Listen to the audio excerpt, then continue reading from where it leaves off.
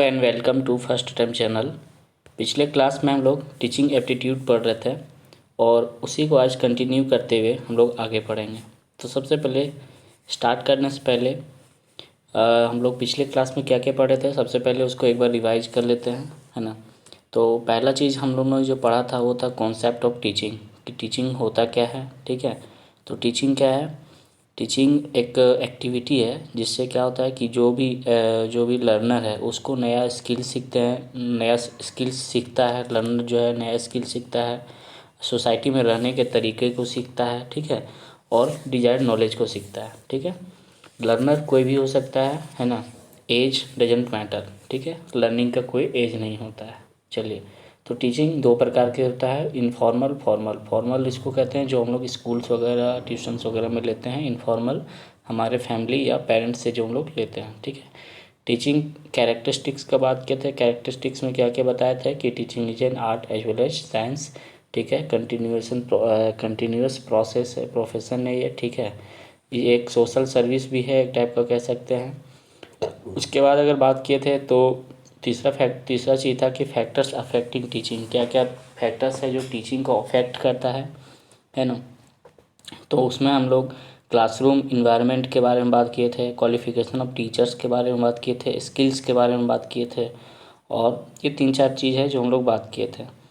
देखिए, इस चैनल में अगर आप बने रहिएगा तो सबसे पहली बात कि फ्री ऑफ कॉस्ट आपको इसमें पेपर 1 और जेपीएससी जेट का जो पेपर 1 है और इंग्लिश पेपर 2, ठीक है, यानी कि जो भी जेपीएससी जिनका भी इंग्लिश होगा उनके लिए बहुत फ़ायदेमंद रहने वाला है, क्योंकि मैं time to time English literature के वीडियोज़ और इसमें पेपर 1 के वीडियोज़ को लाता रहूँगा। ठीक है, आप लोग उसके बाद हम लोग बात कर रहे थे कि मेथड्स ऑफ टीचिंग में, ठीक है, मेथड्स ऑफ टीचिंग में हम लोग टीम टीचिंग, लेक्चर मेथड, ये सब दोनों का बात कर लिए थे। ठीक है, तो एक बार और उसमें हम लोग टीवी और वीडियो प्रेजेंटेशन का भी बात किए थे। और उसके बाद हम लोग डिस्कस कर रहे थे मिक्स्ड स्ट्रैटेजी। ठीक है, तो मिक्स्ड स्ट्रैटेजी में क्या होता है। मिक्स्ड स्ट्रैटेजी यहाँ से स्टार्ट करते हैं क्योंकि यहाँ पे हम लोग डिस्कशन अपना एंड किए थे। तो मिक्स्ड स्ट्रैटेजी क्या होता है कि इसमें सबसे पहले ग्रुप डिस्कशन आता है, ब्रेनस्टॉर्मिंग आता है, प्रोजेक्ट मेथड आता है। ये तीन मेथड्स इसमें आता है मिक्स्ड स्ट्रैटेजी में। ठीक है, तो मिक्स्ड स्ट्रैटेजी किसको कहेंगे। सबसे पहले अगर बात किया जाए कि मिक्स्ड स्ट्रैटेजी में कौन कौन आता है, तो ग्रुप डिस्कशन तो आप जैसा कि आप लोग सबको पता है कि ग्रुप में दो से चार लोग जब डिस्कस करते हैं तो उसको ग्रुप डिस्कशन कहते हैं। ठीक है, इसमें क्या होता है कि ये ओपन एंडेड होता है ना। इसमें कोलैबोरेटिव एक्सचेंज ऑफ आइडियाज़, ठीक है, दो से ज़्यादा, मतलब दो या दो से ज़्यादा लोग ग्रुप होता है का ग्रुप हो सकता है। ठीक है, तो उसमें क्या होगा कि एक पर्सन अपना आइडिया दे रहा, दूसरा पर्सन भी आइडिया दे रहा, तो इसलिए उसमें कोलैबोरेटिव मतलब कि आपका कह सकते हैं कि आइडियाज़ होता है। ठीक है, उसके बाद है इसमें टीचर्स और स्टूडेंट्स के बीच में एक फ्री मतलब कि आइडिया का एक्सचेंज होता है, आइडियाज़ का एक्सचेंज होता है। टीचर्स भी अपना आइडिया देता है, स्टूडेंट्स भी अपना आइडियाज़ को रखता है। It is a motive to increase the students का इसमें मोटिव को इंक्रीज किया जाता है। To think, learn and problem solving and understanding. ठीक है, इसका क्या क्या बेनिफिट्स है इसमें स्टूडेंट्स का, यानी कि जो स्टूडेंट्स है उसके थिंकिंग को बढ़ाना, लर्निंग को बढ़ाना, उसके प्रॉब्लम सॉल्विंग स्किल को बढ़ाना एंड उसके अंडरस्टैंडिंग लेवल को बढ़ाना। ठीक है, इससे ये मतलब इसका ग्रुप डिस्कशन का ये मोटिव होता है। और हम लोग ये भी जानते हैं कि ग्रुप डिस्कशन से ही कोई भी कॉन्सेप्ट है, कोई भी आइडिया है, तो उसको अगर हम लोग ग्रुप डिस्कशन के थ्रू से डिस्कस करते हैं, ग्रुप डिस्कशन के वे में मतलब के मेथड से अगर करते हैं तो वो ज़्यादा बच्चों को समझ में आता है। ठीक है, इसमें जो पार्टिसिपेंट्स होते हैं वो अपने यूनिक आइडियाज़ को, अपने यूनिक पॉइंट ऑफ व्यूज़ को सबके सामने रखेंगे। देखिए, सब लोग अलग तरीके से सोचते हैं, सब लोग के सोचने का तरीका अलग है। ठीक है, तो जब ग्रुप में सब लोग एक साथ डिस्कस करेंगे तो क्या होगा कि सबका पॉइंट ऑफ व्यू मतलब कि जानने को मिलेगा। ठीक है, इससे क्या होगा कि किसी एक मतलब कि कॉन्सेप्ट पे वैलिड थॉट हम लोग के सामने निकल करके आएगा। ठीक है, चलिए, तो यहाँ तक समझ में आ गया। इसमें नॉलेज इंक्रीज होता है, अंडरस्टैंडिंग और इंटरप्रिटेशन ऑफ मैटर। किसी भी टॉपिक पे हम लोग को मतलब कि बहुत तरह तरह का थॉट हम लोग के सामने आ जाता है, किसमें, ग्रुप डिस्कशन में। ठीक है, अब जो ग्रुप डिस्कशन है ये भी दो टाइप का हो सकता है। पहला है क्लासरूम डिस्कशन। ठीक है, क्लासरूम डिस्कशन जो यहाँ पे हम को साइड में लिखे हुए हैं, पहला है क्लासरूम डिस्कशन। इसमें क्या होता है कि टीचर जो होता है, इसमें क्लासरूम डिस्कशन में क्या होता है कि टीचर जो हो वो एक लीडर है। ठीक है, टीचर क्या है, एक लीडर है। ओके, टीचर जो है वो लीडर है, एक्ट लीडर के जैसा काम करता है। दूसरा बात है कि टीचर गाइड करता है, डायरेक्ट करता है। ठीक है, और इसमें थोड़ा सा लेस नंबर ऑफ स्टूडेंट्स का पार्टिसिपेशन थोड़ा कम होता है। क्यों? क्योंकि ये टीचर से मतलब कि ये टीचर इसमें मेन रोल होता है, टीचर का मेन रोल होता है, टीचर के गाइडेंस में डिस्कशन होता है। ठीक है, तो टीचर के गाइडेंस में डिस्कशन होगा तो बहुत बच्चे क्या होंगे कि थोड़ा सा हेजिटेट करेंगे अपने आइडियाज़ को रखने में। ठीक है, वहीं पे एक दूसरा है फॉर्मल ग्रुप डिस्कशन। ठीक है, तो उसमें फॉर्मल ग्रुप डिस्कशन में क्या होगा कि कोई भी मतलब बच्चा अपना मतलब आइडिया को रख सकेगा, मतलब अपने इसमें हाई नंबर ऑफ स्टूडेंट्स का पार्टिसिपेशन इसमें हाई रहेगा। ठीक है, और उसके बाद है स्मॉल ग्रुप जो है वो एक बड़े ग्रुप में कन्वर्ट हो सकता है। टीचर जो है बस एक चेयर पर्सन के रूप में यहाँ पे काम करता है, टीचर बैठा हुआ रहेगा और स्टूडेंट्स अपने जो हैं वो डिस्कस करते रहेंगे। ठीक है, तो इसमें मैक्सिमम पार्टिसिपेशन होता है। तो ये हो गया आपका फॉर्मल ग्रुप डिस्कशन। ठीक है, तो समझ में आया ये मिक्स्ड स्ट्रैटेजी ग्रुप डिस्कशन क्या होता है। देखिए, अगर अभी आप कहीं भी कोर्स लेने जाते हैं तो 10,000 या 12,000 रुपये जेट का, सिर्फ जेट का कोर्स का लग जाएगा। लेकिन अगर आप इस चैनल में रहेंगे तो इसमें फ्री ऑफ कॉस्ट आइडियाज़ आपको फ्री ऑफ कॉस्ट नोट्स मिलेगा, फ्री ऑफ कॉस्ट आप वीडियोज़ देखेंगे, और मैं टाइम टू टाइम स्ट्रैटेजी भी आप लोग के सामने शेयर करूँगा कि अगर आप खुद से भी तैयारी करना चाहते हैं तो कहाँ से पढ़ेंगे, क्या क्या सोर्सेस आप लोग को मतलब कि ये करना चाहिए। टाइम टू टाइम मैं आप लोग के सामने क्वेश्चंस भी लेकर के आऊँगा। ठीक है, तो आपको कहीं और जाने का ज़रूरत नहीं है, आप लोग इसी चैनल में बने रहेंगे। ठीक है, एक दूसरे को शेयर करें और ज़्यादा से ज़्यादा सब्सक्राइब करेंगे। ठीक है, आप लोग कमेंट भी करें ताकि मुझे मतलब कि अगर कुछ चेंजिंग करने का ज़रूरत हो तो मैं उन वीडियोज़ के थ्रू से चेंज करूँगा। चलिए, अब बढ़ते हैं आगे। तो ये समझ में आ गया ग्रुप डिस्कशन। अब आता है ब्रेन स्टॉर्मिंग। तो ब्रेन स्टॉर्मिंग का मतलब होता है free flow of ideas. Brain storming मतलब फ्री फ्लो ऑफ आइडियाज़, जहाँ पे आइडियाज़ जो हैं वो फ्री मतलब कि बहुत सारे लोग बैठे हुए हैं, मतलब सपोज दैट 3-4 लोग बैठे हुए हैं, सब लोग एक साथ मतलब कि मतलब अलग एक एक टाइम में सब लोग अपना अपना आइडिया रख रहा है। ठीक है, तो इसी को ब्रेन स्टॉर्मिंग कहते हैं। ठीक है, it is a group creativity in which efforts are made to find a relevant conclusion और solution for a particular problem. इसमें क्या होता है कि किसी एक पर्टिकुलर प्रॉब्लम पे पहुंचने के लिए अलग अलग तरीके ढूंढे जाते हैं और अलग अलग तरीक़ों के माध्यम से किसी एक प्रॉब्लम तक पहुंचा जाता है। ठीक है, ये स्पॉन्टेनियस होता है। इसमें क्या होता है कि स्पॉन्टेनियस होता है और मतलब कि बहुत सारे आइडियाज़ एक साथ निकल कर के आते हैं। ठीक है, बहुत सारे आइडियाज़ एक साथ निकल कर के आते हैं। जैसे यहाँ पे मैंने फिगर में बनाया हुआ है। ठीक है, कि सॉरी, ठीक है, तो यहाँ पे आप लोग देख सकते हैं कि फ्री फ्लो ऑफ आइडिया में क्या होता है कि एक पर्सन बैठा हुआ, 2 पर्सन, 3 पर्सन, 4 पर्सन, 5 पर्सन बैठा हुआ और सब लोग अपना अपना आइडियाज़ को फ्रीली रख रहा है। ठीक है, स्पॉन्टेनियसली रख रहा है। तो इससे क्या होता है कि मैं बहुत सारे आइडिया मतलब कि किसी भी एक प्रॉब्लम को पहुँचने के लिए, किसी भी एक प्रॉब्लम के सॉल्यूशन तक पहुँचने के लिए क्या हुआ कि बहुत सारा आइडियाज़ हम लोग को, बहुत सारे सॉल्यूशन हम लोग को मिल जाते हैं। ठीक है, इसमें sometimes quantity of ideas is more important than quality of ideas. ठीक है, कभी कभी क्या होता है कि क्वांटिटी बहुत ज़्यादा मैटर करता है कि हमारे पास कितने ज़्यादा आइडियाज़ है। ठीक है, कभी कभी क्वालिटी से ज़्यादा मैटर करता है क्वांटिटी। इसका मतलब क्या हुआ कि जितना ज़्यादा आइडियाज़ हमारे पास रहेगा, ठीक है, जितना ज़्यादा आइडिया रहेगा किसी एक प्रॉब्लम को सॉल्व करने के, जितने ज़्यादा तरीके रहेंगे हम लोग उतने मतलब कि हम लोग के पास उतने ज़्यादा मतलब ईजी हो जाएगा कि उस प्रॉब्लम को सॉल्व करने का। ठीक है, इसमें क्या होता है कि any one can exchange remark और टू एनी वन। इसमें फ्री फ्लो ब्रेन स्टॉर्मिंग में क्या होता है कि कोई भी आदमी कभी भी मतलब कि किसी के प्रति अपना रिमार्क दे सकता है, एक्सचेंज आइडिया को एक्सचेंज कर सकता है। तो ये फ्री फ्लो ऑफ आइडियाज़ है, ठीक है। चलिए समझ में आ गया ये चीज़। उसके बाद बढ़ते हैं हम लोग आगे। उसके बाद आते हैं प्रोजेक्ट मेथड, ठीक है। प्रोजेक्ट मेथड में क्या होता है? It is one of the advanced methods of teaching in which the students point of view is given importance in the design of curriculum and content of studies, ठीक है। इसमें क्या होता है कि स्टूडेंट्स का जो प्रोजेक्ट, जैसे हम लोग क्या करते हैं कि टीचर्स क्या होते हैं, किसी चीज़ पे प्रोजेक्ट दे देते हैं स्टूडेंट्स को, तो उससे क्या होता है कि स्टूडेंट उस पर अपना आइडिया, अपना पॉइंट ऑफ व्यू रखता है, अपने कॉन्सेप्ट को रखता है, ठीक है। और मतलब कि उससे ये समझ में आता है कि स्टूडेंट को किसी पर्टिकुलर चीज़ पे कितना उसको समझ में आया है, सो ठीक है।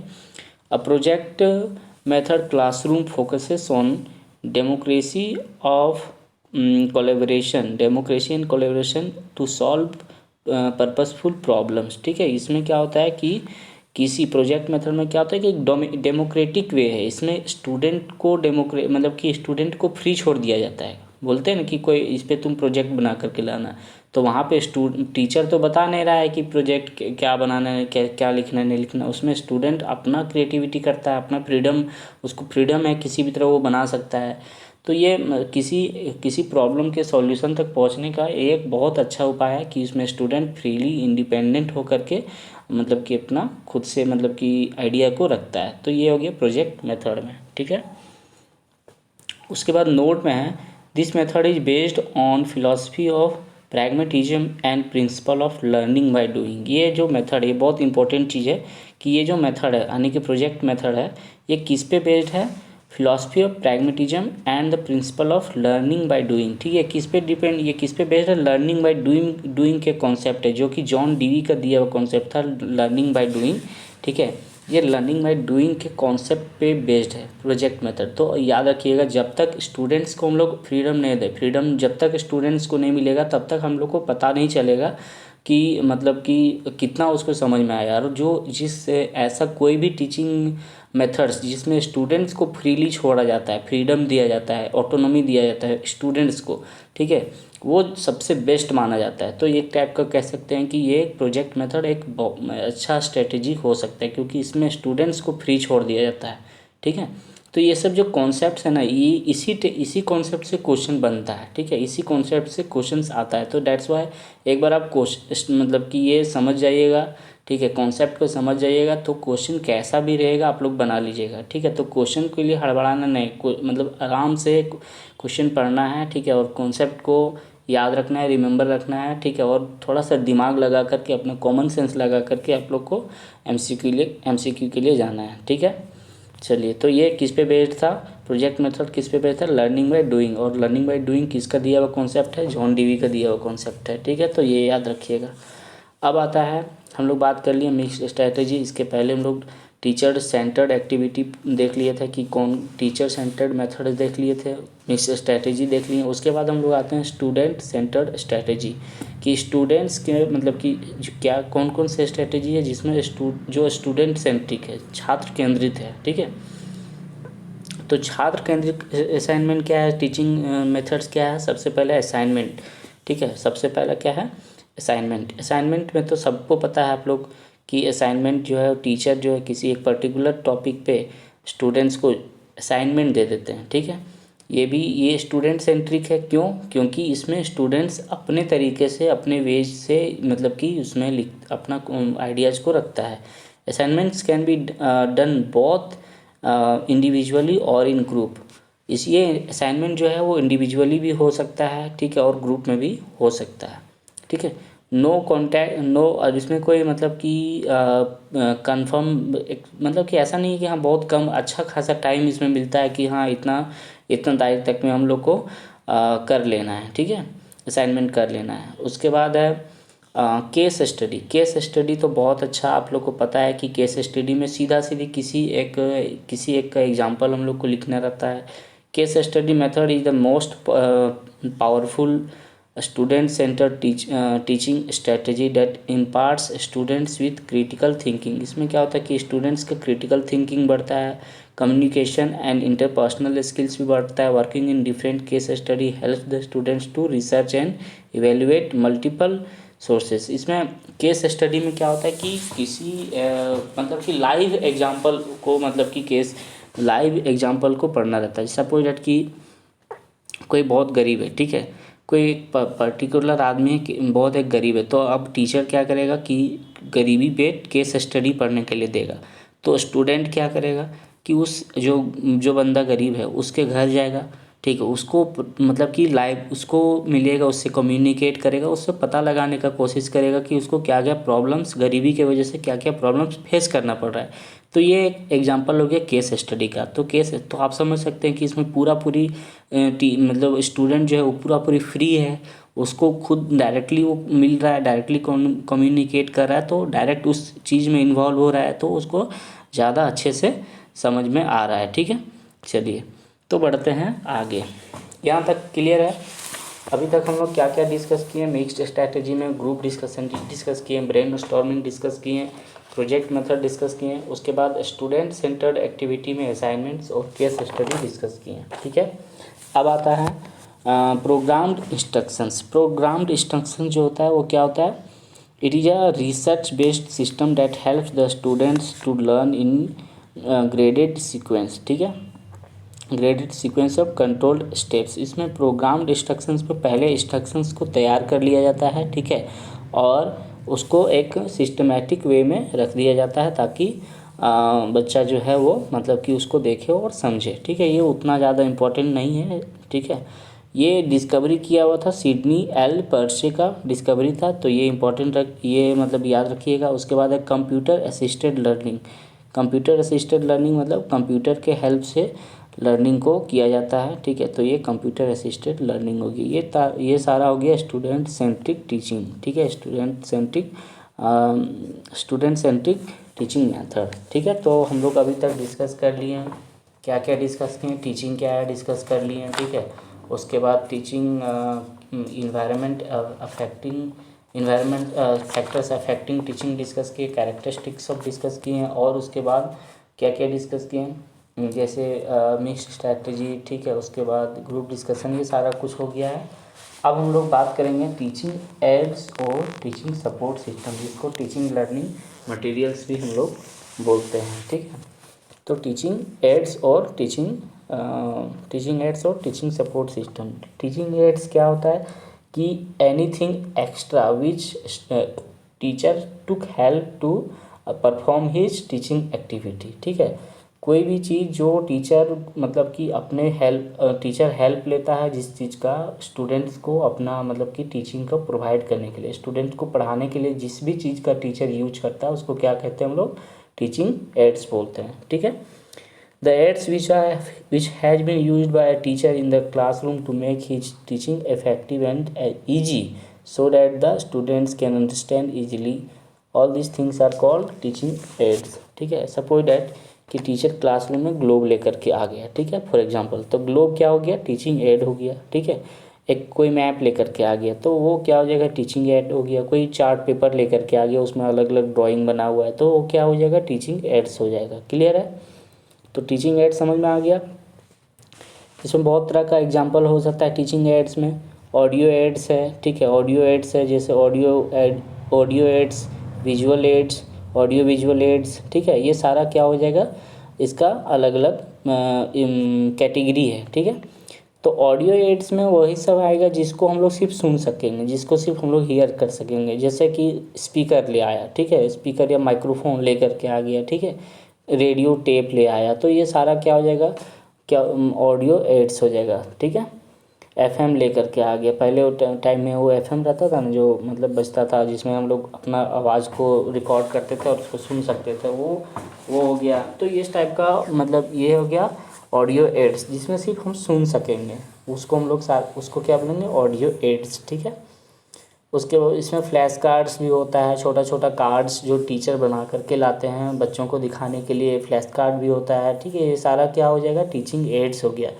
ठीक है, क्लियर है। टीचिंग एड्स क्यों यूज किया जाता है, टीचर क्यों यूज करता है टीचिंग एड, ताकि अपने टीचिंग को इफ़ेक्टिव बना सके और बच्चों को समझने में ईजी हो। ठीक है, क्योंकि बहुत बार क्या होता है कि जो अगर लोअर क्लासेस में क्या होता है कि बच्चे किसी चीज़ को लेकर के जाने पर थोड़ा सा क्यूरियोसिटी बढ़ जाता है कि ये सर क्या लेकर के आ रहे हैं। ठीक है, उनको क्या मतलब कि ये क्या चीज़ है, तो जानने के लिए उत्सुक हो जाते हैं। तो इससे क्या होता है कि उनका टीचिंग जो है वो इफ़ेक्टिव होता है। ठीक है, उसके बाद है विजुअल एड्स। ठीक है, तो विजुअल एड्स में जिसमें हम लोग देख सकेंगे, विजुअल एड्स में क्या होता है कि जिसमें हम लोग देख पाएंगे। फॉर एग्जांपल हो गया चॉक बोर्ड हो गया, सॉफ्ट बोर्ड हो गया, मैप्स हो गया, पिक्चर्स हो गया, फ्लैश कार्ड हो गया, ये सारा विजुअल एड्स में आ जाएगा। ठीक है, और ऑडियो एड्स में क्या क्या आ जाएगा, रेडियो आ जाएगा, टेप आ जाएगा, रिकॉर्डर हो गया, लैंग्वेज लेबोरेटरीज, ये सारा मतलब लिंगुआ फोन्स, ये सारा क्या हो जाएगा, ऑडियो एड्स का एग्जाम्पल है। क्लियर है। उसके बाद विजुअल एड्स में समझ में आ गया chalk board, soft hand, maps, pictures, flash cards. ठीक है, ब्लैक बोर्ड भी आपका विजुअल ऐड में ही आएगा। ठीक है, क्योंकि उसको हम लोग देख सकते हैं। ठीक है, उसके बाद अगर बात किया जाए मैप्स का, ग्लोब्स का, तो वो सारा विजुअल एड्स हो गया। ठीक है, उसके बाद आते हैं ऑडियो विजुअल एड्स। ठीक है, ऑडियो विजुअल एड्स में जिसमें दोनों हम लोग कर सकते हैं, देखने के साथ साथ सुन भी सकते हैं। ठीक है, हीरिंग के साथ साथ जैसे example television audio visual add है, प्रोजेक्ट, ठीक है, प्रोजेक्टर है, फिल्म वगैरह, projector, film, computer, mobile phones, tabs और फिल्म स्ट्रिप्स, ये सारा क्या क्या है, ये सारा ऑडियो विजुअल है, जिसमें हम लोग देखने के साथ साथ सुनने के साथ साथ देख भी सकते हैं। ये सारा क्या आ जाएगा आपका, ऑडियो विजुअल एड्स आ जाएगा। ठीक है, तो ये सारा हो गया आपका ये ऑडियो, ये टीचिंग एड्स आ गया इसमें। ठीक है, आज के इस वीडियो में हम लोग इतना ही रखते हैं, फिर आगे की वीडियो में इसको कंटिन्यू रखेंगे। अभी तक हम लोग क्या क्या पढ़े, टीचिंग एप्टीट्यूड देख रहे हैं, क्योंकि ये थोड़ा सा चैप्टर लंबा है, थोड़ा सा डिफ़िकल्ट भी है, क्योंकि कोई भी टीचिंग एग्ज़ाम अब अगर अपीयर हो रहे हैं तो टीचिंग एप्टीट्यूड जानना बहुत ज़रूरी है। ठीक है, सीटेट में ही इसको हम लोग पेडागोगी बोलते हैं। ठीक है, तो इसलिए ये बहुत ज़्यादा इम्पॉर्टेंट होता है। तो आगे के क्लासेस में हम लोग इसको कंटिन्यू रखेंगे। आज हम लोग क्या क्या डिस्कस कर लिए पूरा अभी तक हम लोग क्या क्या पढ़े, कॉन्सेप्ट ऑफ टीचिंग देख लिए हैं, कैरेक्टरिस्टिक्स ऑफ टीचिंग देखे हैं, फैक्टर्स अफेक्टिंग देख लिए हैं कि कौन कौन सा फैक्टर्स अफेक्ट कर रहा है, फिर मोड्स ऑफ टीचिंग देखे हैं। ठीक है, कौन कौन सा मोड है।